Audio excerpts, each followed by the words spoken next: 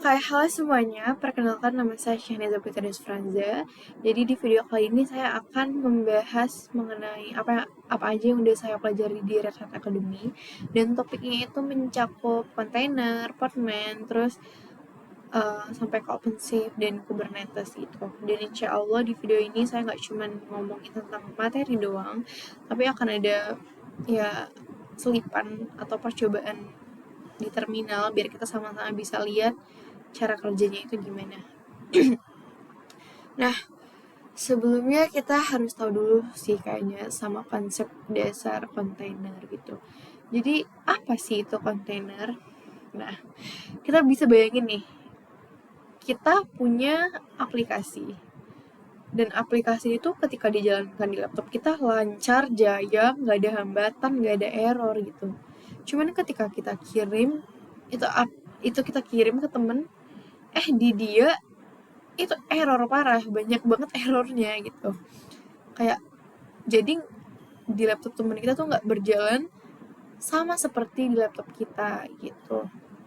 Nah, kontainer ini tuh ya hadir untuk solve masalah kayak gini. Jadi intinya tuh kontainer proses yang dikemas barang semua dependensinya gitu, kayak dari library, dari konfigurasi, serta semua yang dibutuhkan itu dibikin jadi satu paket. Jadi ketika mau dijalanin, asal itu tetap konsisten gitu. Nah, ada dua konsep penting juga. Ada container image dan container instance. Nah, container image itu dia immutable, alias gak bisa diubah, dan container instance itu yang merupakan versi aktifnya. Analogi simpelnya tuh kayak image nih, seperti ini ya. Image itu resep makanan, kalau container instance itu makanan yang udah jadi gitu. Teman-teman bisa lihat di sini container image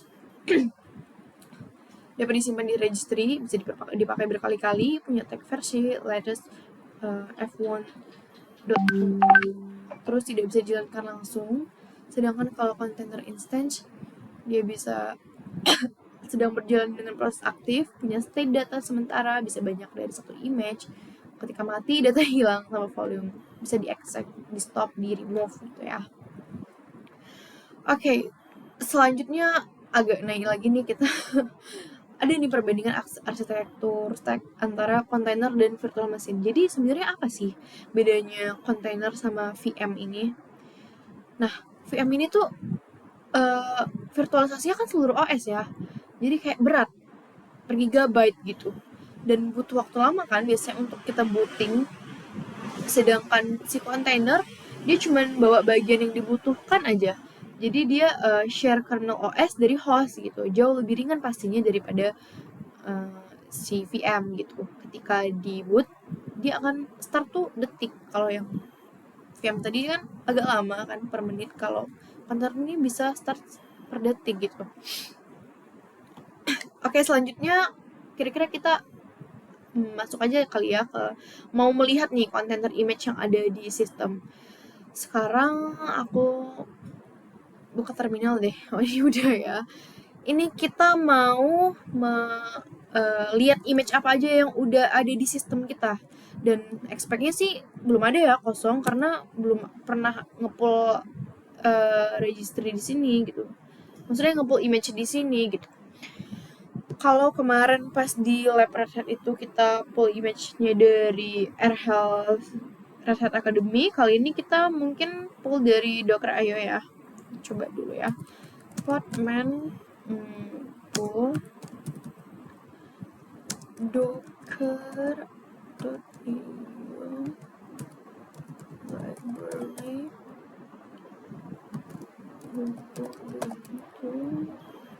Ubuntu 22.04 nih. Sambil lihat ininya, takut salah soalnya ya. Oke, kita tunggu aja.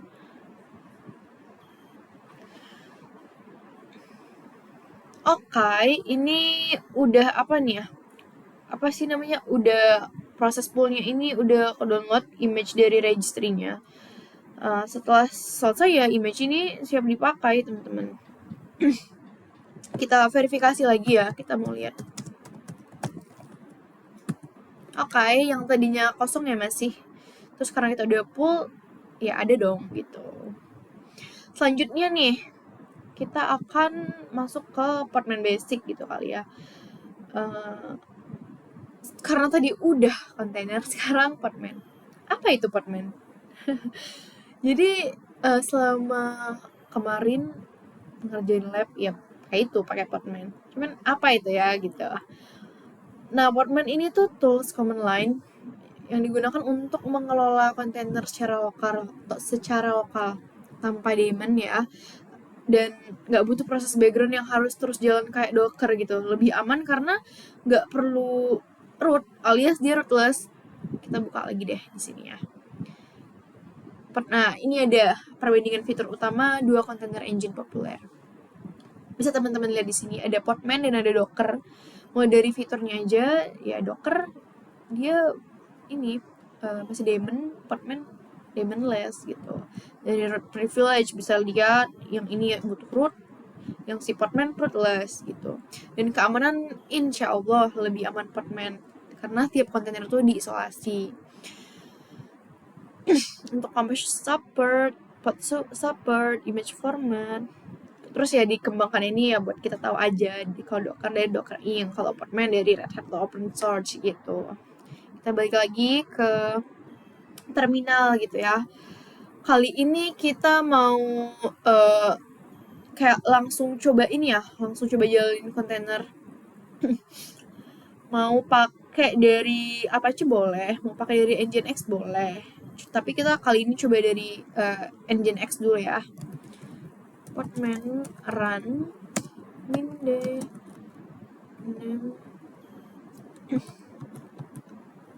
maaf ya kalau agak lama soalnya masih ini juga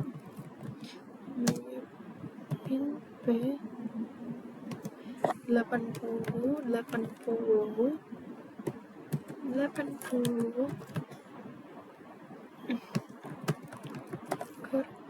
ayo library Nginx. Kayaknya ada yang salah deh karena ini deketan ininya. Run minde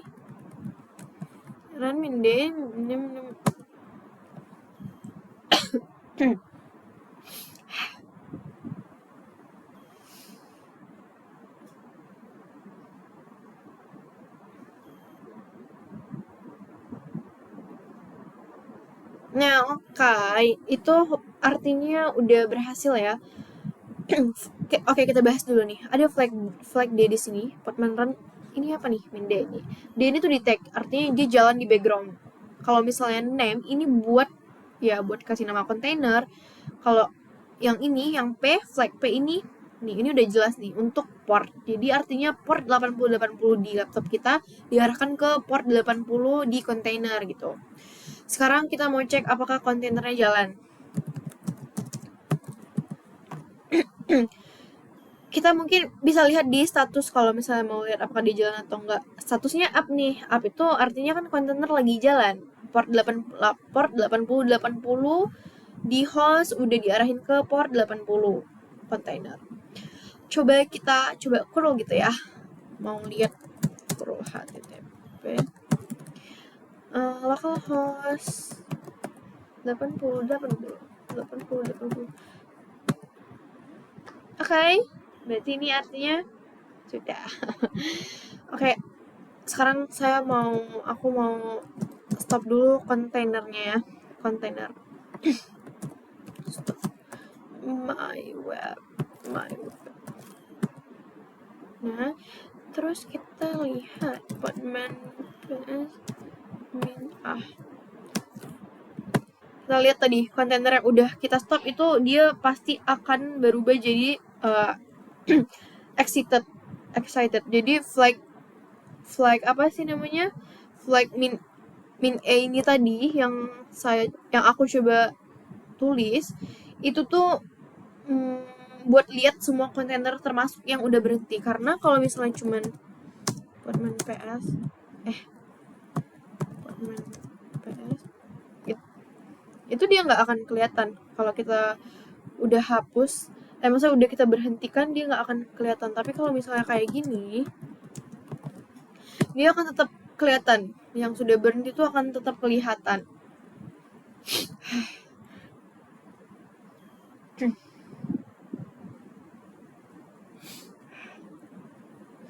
Terus coba kita lanjut ke tes kontainer dengan env variable kali ya. Jadi kita mau coba jalanin kontainer MySQL dan set passwordnya lewat environment variable. Kita pakai MySQL. Podman run. Ini terserah kalian aja ya mau kasih nama apa teman-teman. Nah ini flag yang penting nih, yang flag karena dia buat set environment variable di dalam kontainer. Kalau misalnya nggak ada ini, SQL itu nggak akan mau start karena dia nggak tahu password rootnya. Jadi flag ini penting ya. MySQL root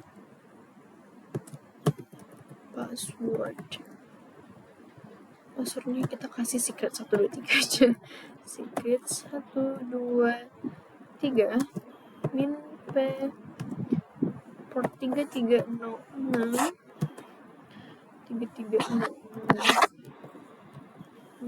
docker ayo library doc.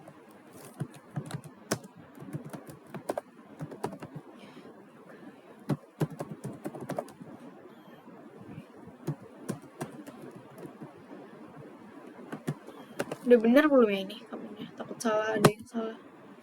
Nah, ada yang salah nih. Ada yang salah.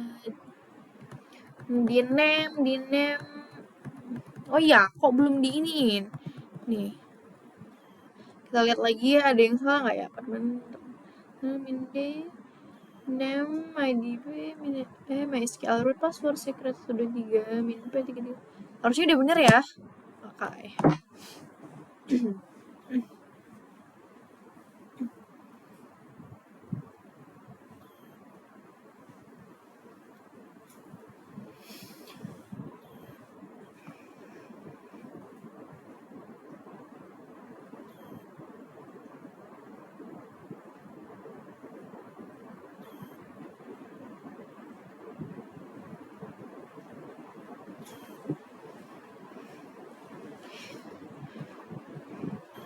Agak lama ya. Nah, oke, ini itu tadi cara untuk jalanin kontainer dengan env variable ya. Jadi flag yang tadi tuh sangat penting karena tanpa itu SQL-nya nggak tahu harus start karena nggak tahu password rootnya gitu.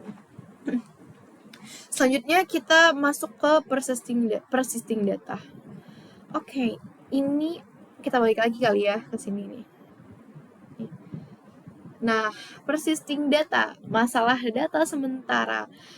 Ini tuh penting banget soal data di dalam kontainer ya. Semua data yang kita buat di dalam kontainer itu kan sementara. Begitu kontainer dihapus, data ikut hilang. Bayangin kalau kita jalanin database di kontainer tanpa setup storage yang benar, restart kontainer, data hangus semua gitu ya. Solusinya tuh ada dua, ada bind mount dan ada volume. Nah, mungkin bisa dilihat dulu di sini perbandingan bind mount dan perbandingan name volume kayak apa aja bedanya gitu. Di situ ada jelas di bind mount kalau resikonya bisa baca file sensitive host. Kalau di name volume dia keamanannya lebih aman karena terisolasi.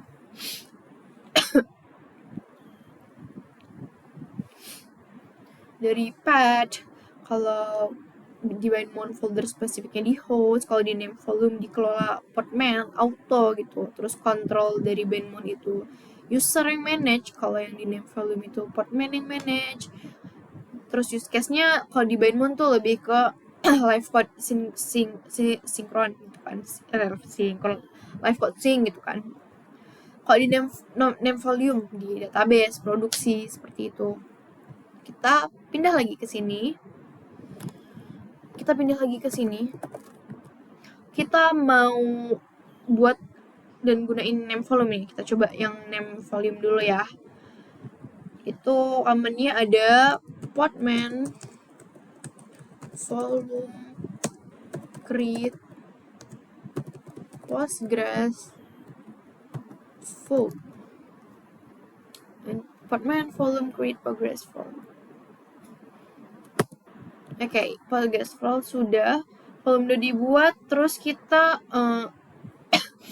Podman yang manage di mana lokasi penyimpanan di host. Sekarang kita jalanin PostgreSQL dan mount volume tadi ke direktori datanya. Kita lihat dulu ya, tapi Podman volume ls. Oke, sekarang kita mau jalanin kontainer PostgreSQL dari mount volume tadi ke direktori datanya. Kebetulan udah aku copy, jadi kita tinggal paste dari sini karena agak panjang ininya command-nya. Sebentar ya teman-teman.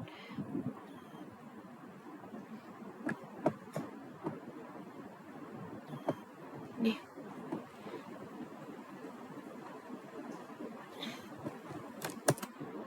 Kita coba. Seharusnya untuk flag-flagnya udah tahu ya, karena tadi udah dijelasin juga untuk name itu untuk namain apa, untuk itu untuk set apa gitu. Untuk v itu ini oke, ini baru nih. Flag v itu untuk kan itu Postgres full varly PostgreSQL data. Itu artinya volume Postgres full itu di mount ke folder data PostgreSQL di dalam kontainer. Jadi data yang disimpan di sana sekarang aman meskipun kontainernya itu dihapus gitu ya.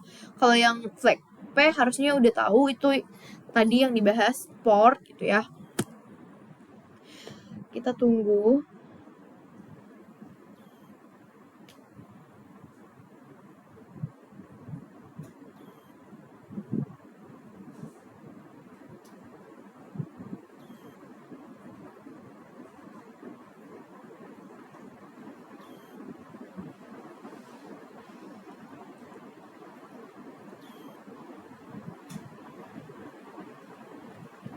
Oke, kayak ini sudah berhasil. Terus kita cek juga kali ya kontainer Postgres-nya jalan atau enggak.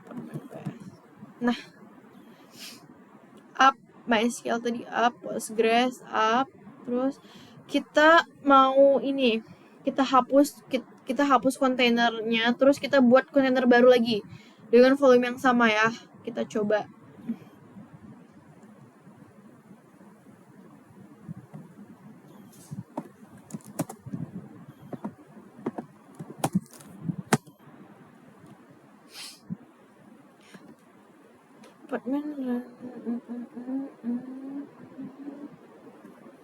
Oke, setelah itu ini arti konten baru tapi data lamanya tetap ada karena volumenya sama. Inilah kunci dari data persis di volume, bukan di kontainer. Tapi kita coba untuk cek lagi.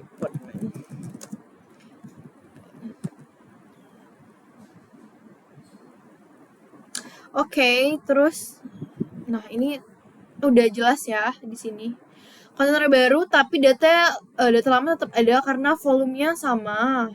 Karena kuncinya tuh data persis di volume, bukan di kontainer. Kita verifikasi volume masih ada, berarti tadi Podman volume oh iya tadi kenapa?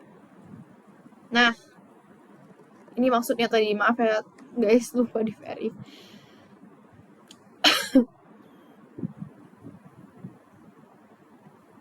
Selanjutnya karena tadi udah yang volume, kita coba ke yang bindmount ya. Yang bindmount itu ada di copy atau paste gak ya? Oke, udah ada nih. Ternyata ada juga.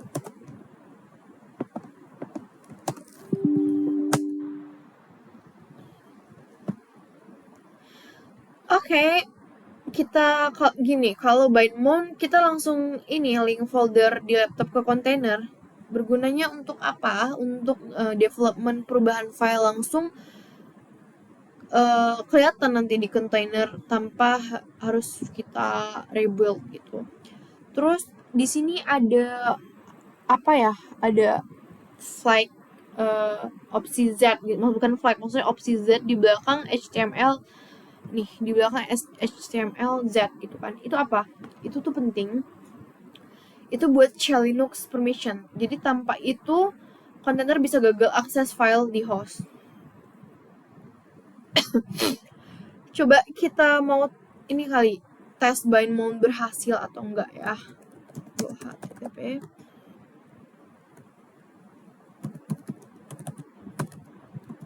localhost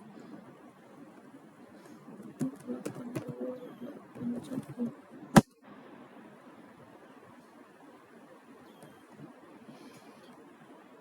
Oh salah ini kali, salah apa sih namanya? Nah ini maksudnya kenapa 80 gitu ya. Oke, itu untuk yang processing data, volume dan yang bind mount. Kita bersihin kontainer nginx-nya dulu kali. Postman rm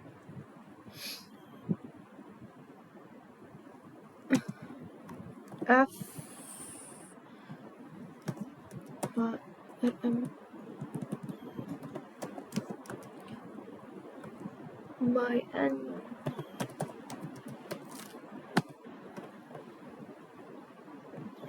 Nah selanjutnya kita masuk ke segmen troubleshooting container. Ini ada alur troubleshooting container. Ini pasti ya, troubleshooting container ini kepake banget di dunia nyata. Kalau kontainer tiba-tiba mati atau nggak mau start, ada nih alur yang harus kita ikutin gitu. Yang pertama nih, ada cek status dan baca log container dengan pakai command podman. Dengan pakai podman ps min itu kita cek dulu, kita cek semua kontainer kan, termasuk yang udah mati gitu. Terus selanjutnya nih misal nih kalau ada status exited atau udah tidak aktif gitu, artinya kan kontainer exit dengan error code misalnya satu strip gitu, berarti ada sesuatu yang salah gitu. Terus ini kok nggak nyampe ya.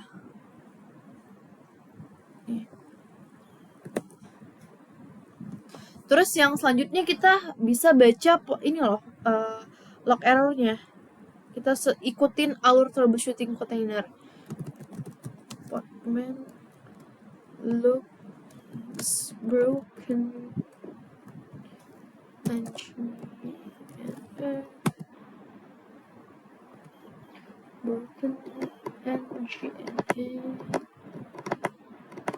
Nah ini karena ini seharusnya ada, cuman karena tadi udah kita itu tuh karena ini nih ketemu error tuh karena file konfigurasi nginx-nya memang nggak ada.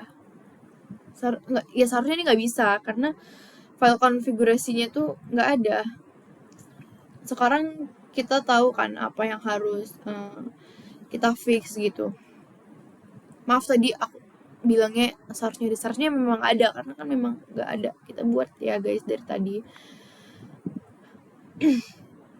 Selanjutnya kita mau coba inspect ketika ketemu error tadi, kan ada nih inspect detail.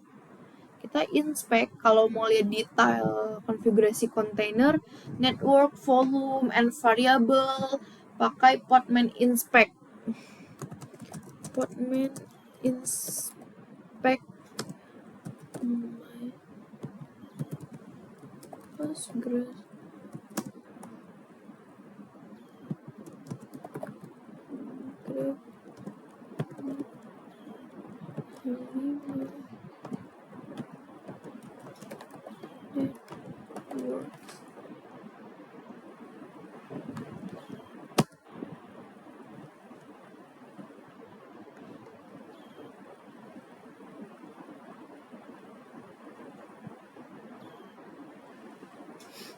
Sabar sabar. Oh iya, di sini kita ini dulu lah ya, harusnya di astagfirullahaladzim. Dari tadi harusnya kita jalanin Nginx dulu buat bahan demo kita ini ya. Tadi kan udah di ini. Podman run minde demo. Maaf ya guys. Demo web minp 80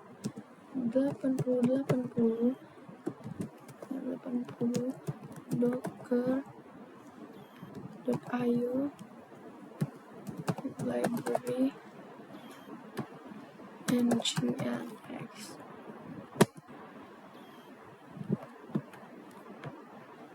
Ini mulu ya yang salah.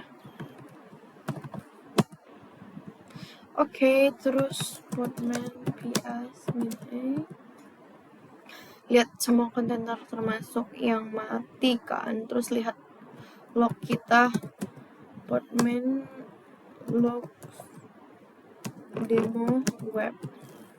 Seharusnya gini guys tadi, kenapa ini ya? Nih. Nah, jadi yang tadi ini ya ini sebenarnya jelas nggak akan ada karena ya memang kita nggak ada. Maaf banget karena terpacu sama ini. Jadi di sini tuh ada dokumentasi yang aku coba sebelumnya dan aku terpaku sama namanya, guys. Seharusnya kita kan bikin dulu ya. Nah, untuk demo ini, maaf. Nah, seharusnya seperti ini. Podman log demo web, kita lihat log kontainernya kan. Terus kita mau inspect nih. Podman inspect demo web. Nah, tuh akan ada di sini semua. Ketika kita ketemu, misalnya kita ketemu error, kita langsung inspect aja, inspect detailnya.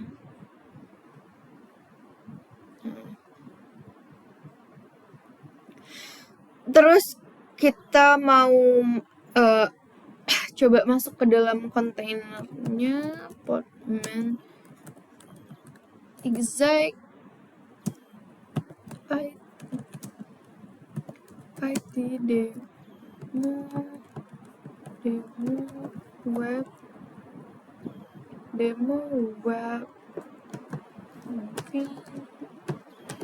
dash udah bener belum ya? Oke. Ini ketika kita mau masuk ke dalam kontainernya, kita keluar, exit. Kita mau lihat rekaman event dari podman gitu, berarti podman events size 30 mulai 30. Ini harusnya di yang tadi itu ya guys. Sebentar. Kalau di sini kita coba.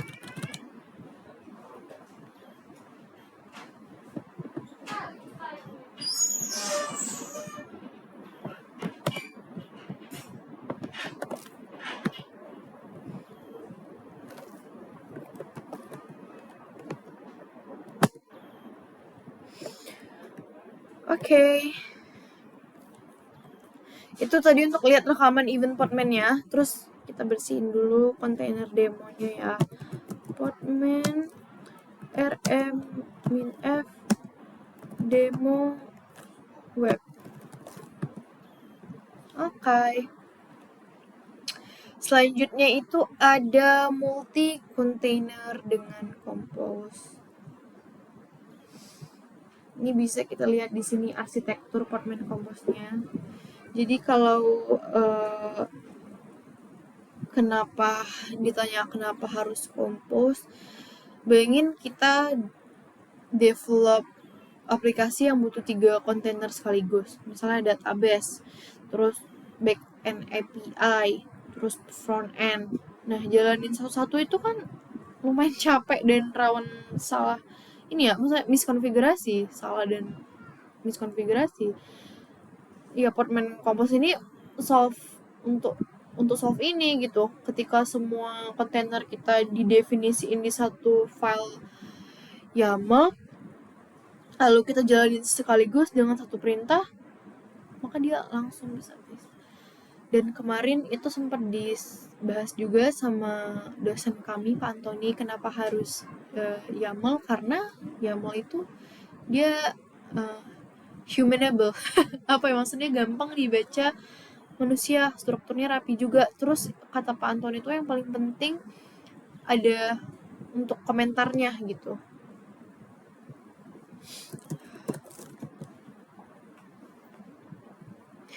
Untuk kompos kita ini udah ada nih, kita masuk ke folder komposnya dulu ya.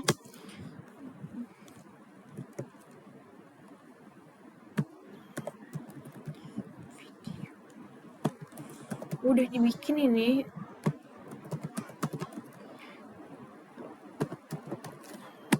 Nah, terus kita mau lihat isi YAML, kompos YAML-nya.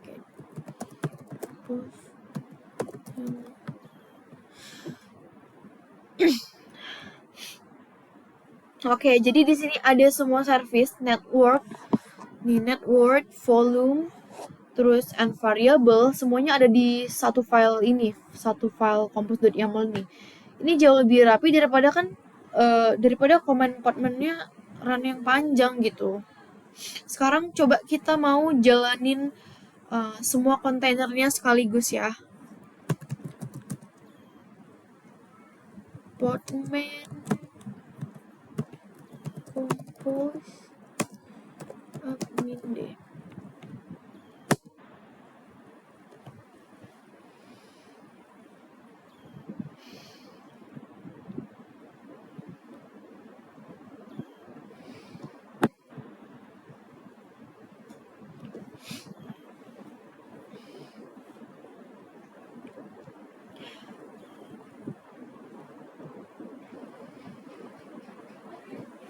Wait a minute. Nah, oke. Jadi, nih lihat ya. Dengan satu perintah tadi kayak portman strip kompas up strip D gitu kan.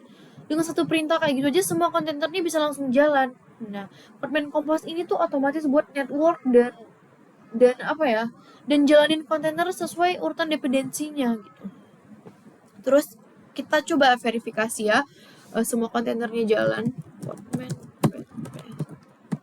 Nah, lihat di situ ada dari yang ini, yang WireMock, mock server, terus ada yang API, ada yang UI ya kan, di sini API, UI, provider sini. Nah, semua 3 kontainer tuh jalan sekaligus dan semuanya tuh terhubung di network yang sama, jadi bisa saling komunikasi. Kita tes akses portnya coba ya. Kita tes akses portnya. Kita curl aja, curl http localhost 3000. Nah, ini front end-nya bisa diakses kan di port 3000. Di belakang layar Quotes UI itu communicate ke Quotes API yang communicate ke Quotes provider. Jadi semuanya via network di internal Compose gitu. Kita matiin dulu semua kontainer Compose-nya ya. Portman Compose down. Oke, sudah mati nih untuk yang tadi tuh. Quotes UI, API, provider, stop itu tadi. Udah dimatikan semua kontainer Compose-nya. Sekarang kita verifikasi dulu semuanya udah bersih kah?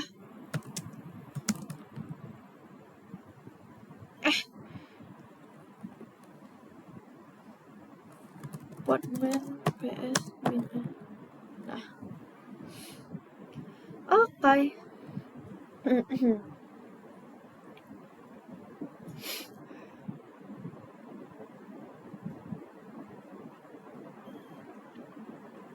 Oke, selanjutnya kita sudah ada sedikit ini Kubernetes dan OpenShift hierarki. Ini lebih ke hierarki dari cluster, node ke pod ke kontainer gitu ya. Jadi di sini udah ada not 1 untuk worker, not 2 untuk worker. Pod itu unit terkecil di Kubernetes. Satu pod bisa berisi 1 atau lebih kontainer yang share network dan storage. Bisa teman-teman lihat di sini. Jadi kita tuh coba kita ini ya,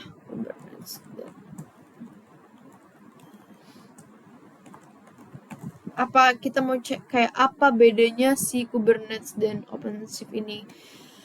Jadi kan Kubernetes ini open source container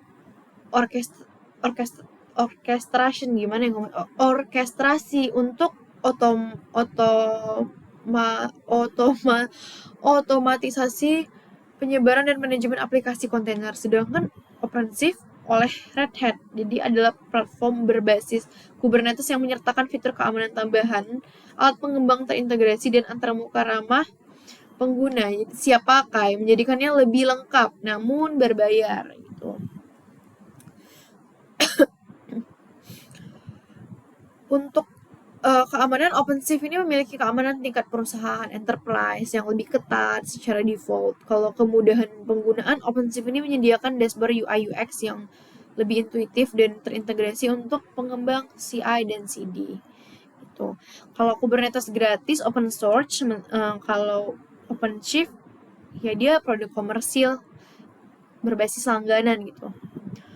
Kalau untuk komponen, OpenShift itu menggunakan deployment config dan image streams, sementara Kubernetes itu menggunakan deployment dan container registry eksternal gitu. Jadi secara singkat, Kubernetes adalah fondasi fleksibel yang butuh konfigurasi mandiri, sementara OpenShift adalah solusi enterprise ya ready gitu, yang lengkap dan siap digunakan. Oke, teman-teman.